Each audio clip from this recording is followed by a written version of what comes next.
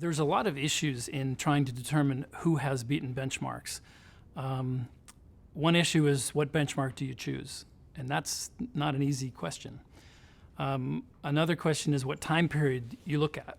And some funds will perform well for some periods, and some for other periods, and some for longer periods, and some for shorter periods. But it's really hard to tell.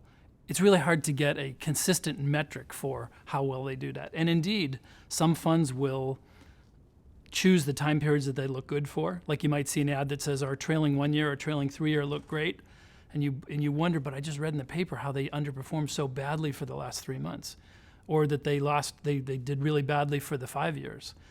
There's another a little unknown twist in benchmark measurements, and that is that when you look at groups of funds that have done well, there's something called survival bias.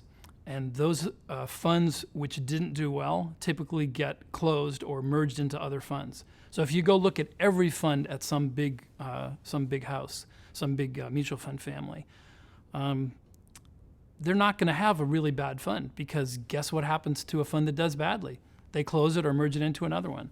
So their numbers are consistently going to look better than the actual performance of all the funds that were in there. Time period sensitivity is a very interesting aspect of determining whether funds are beating their benchmarks or not.